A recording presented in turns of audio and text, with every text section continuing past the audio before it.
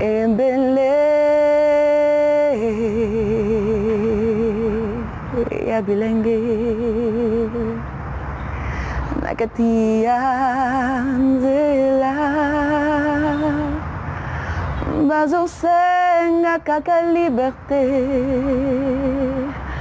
bazotambola na kimya Ula matadi maye kokanga bango Mami bango na boloko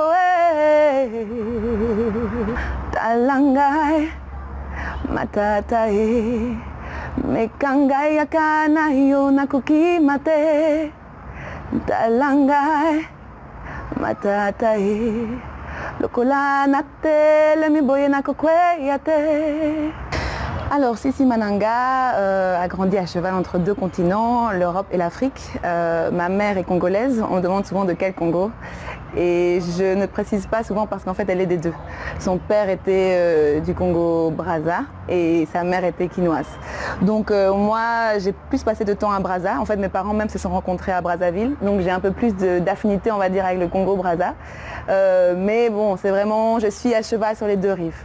La musique que je fais reflète un peu ce métissage. J'essaie de partir des rythmes traditionnels, de la rumba, mais en apportant d'autres influences que sont le jazz, la soul, le pop. Et on en arrive à un melting pot musical qui me ressemble en fait, qui est métissé, varié et qui j'espère appelle à des personnes de cultures différentes. Le retour à Brazzaville, le retour aux sources, qui est en fait le titre du premier album, il s'est fait pas par coïncidence. En fait, j'avais reçu une bourse pour étudier aux États-Unis et là-bas j'ai appris le jazz et je me suis imprégnée des grandes chanteuses que sont Sarah Vaughan, Dinah Washington.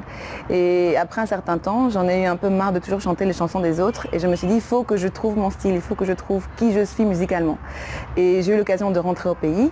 Et là, effectivement, j'ai rencontré des musiciens exceptionnels avec lesquels on a eu une collaboration vraiment magique.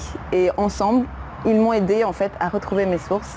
Et chacun a apporté son influence et on est arrivé à cet album Retour aux sources, qui était un album un peu comme un journal intime, puisque chaque chanson racontait un peu les anecdotes qui ont retracé ce parcours de retour à la maison en fait. Et c'est clair que ce qui s'est passé récemment au pays, c'était peut-être le début de ce qu'elle est d'un réveil, on ne peut pas dire arabe dans ce cas-ci, mais d'un réveil de l'Afrique centrale à la suite de ce qui s'était passé au Burkina Faso.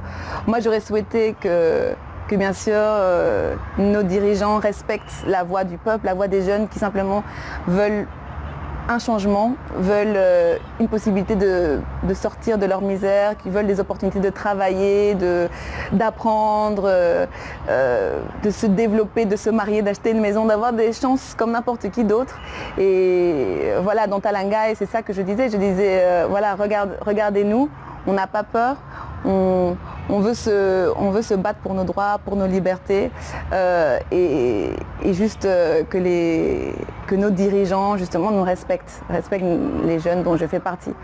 Donc je ne dis pas qu'il faut tout casser, qu'il faut descendre dans la rue à chaque instant et lancer des pierres et commencer une intifada. Non, pas du tout.